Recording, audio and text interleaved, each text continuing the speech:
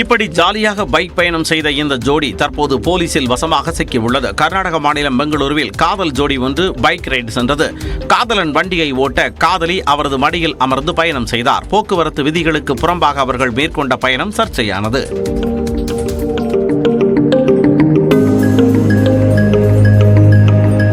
பெங்களூரு விமான நிலைய சாலையில் ரெய்டு சென்ற இந்த வீடியோ தொடர்பாக போலீசார் விசாரணை செய்தனர்.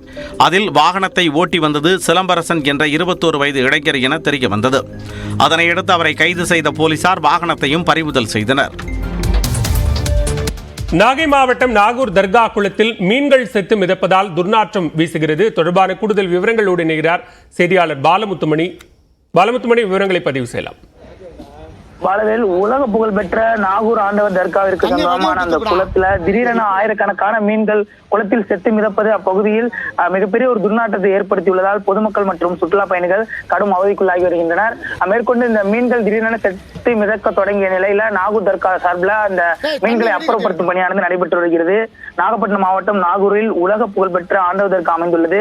அதாவது இஸ்லாமியர்களின் முக்கிய வழிபாட்டு தலமாக உள்ள இந்த நாகூர் ஆண்டவர் தர்காவிற்கு வரும் பக்தர்கள் மற்றும் சுற்றுலா பயணிகள் தங்களுடைய வேண்டுதல்களை நிறைவேற்றும் விதமாக மொட்டையடித்து அந்த கோவில் குளத்தில் புனித நீராடுவது வழக்கமான ஒன்றாகும். ஆனால் சமீப காலமாக அந்த கோவில் குளமானது முறையாக பராமரிக்கப்படவில்லை என்ற ஒரு குற்றச்சாட்டு எழுந்திருக்கிறது. இருப்பினும் தற்போது இன்று காலை முதல் அந்த மீன்கள் செத்து மிதக்க துவங்கியது அப்பகுதியில் மிகப்பெரிய ஒரு துர்நாற்றத்தை ஏற்படுத்தியது. குறிப்பாக மதியத்திற்கு மேல் அதிக அளவிலான மீன்கள் செத்து குளம் முழுவதுமாகவே மீன்கள் செத்து மிதக்க துவங்கிய நிலையில தர்கா நிர்வாகம் சார்பில் உடனடியாக அந்த மீன்களை அப்புறப்படுத்துவதற்காக 2 சிறிய ரக படகுகள் மூலமாக அந்த மீன்கள் உடனுக்குடன் அப்புறப்படுத்தப்பட்டு வருகிறது. ஊருக்கு ஒதுக்குப்புறமாக அந்த மீன்கள் அனைத்தும் கொட்டப்பட்டு வரும் சூழல்ல அந்த மீன்கள் செத்ததற்கான காரணம் என்ன என்பதற்காக தற்பொழுது அந்த நீர் மாதிரியை எடுத்து மாவட்ட நிர்வாகம் மூலமாக சோதனைக்கு உட்படுத்தப்பட்டுள்ளது.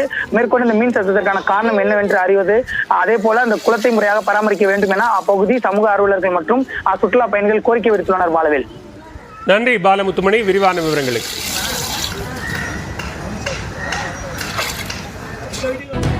தொடர்ந்து சூப்பர் 30 செய்திகளை பார்க்கலாம்.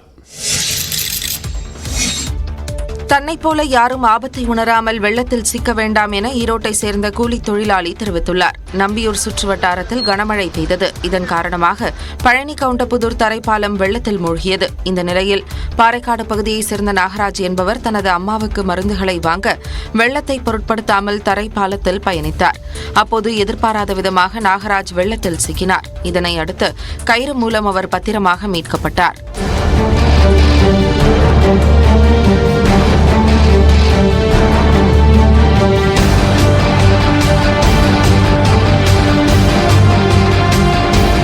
இந்த நிலையில் தன்னை போல யாரும் ஆபத்தை உணராமல் பயணிக்க வேண்டாம் என நாகராஜ் தெரிவித்துள்ளார். வந்தங்க கொஞ்சம் கம்மியாக இருக்குன்னு சொல்லி ஒரு மெடிக்கல் அவசரமான செலவுக்காக வந்தங்க. அம்மாவுக்கு உடம்பு சரியில்லைங்க, அதுக்காக வந்தேன். அப்புறம் பார்த்தீங்கன்னா தண்ணி வந்தது வண்டி செல்போனு எல்லாமே உள்ள அடிச்சிட்டு போயிடுச்சு. வண்டி மீட்ட செல்போன் போய் தஞ்சாவூரில் பெய்த கோடை மழையால் சுமார் 1000 ஏக்கரில் அறுவடைக்கு தயாராக இருந்த நெல் தண்ணீரில் மூழ்கி சேதமடைந்துள்ளது.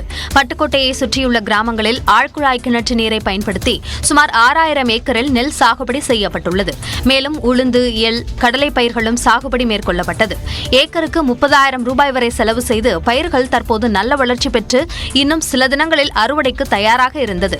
ஆனால் மழை காரணமாக வயல்களில் மழைநீர் தேங்கியது. தற்போது வரை தண்ணீர் வடியாததால் நெற்பயிர்கள் முழுவதும் மூழ்கி வீணாகின. இதே நிலை நீடித்தால் பயிர்கள் அழுகிவிடும் என கூறும் விவசாயிகள் தங்களுக்கு பெரும் இழப்பு ஏற்படும் என்றும் கவலை தெரிவித்தனர்.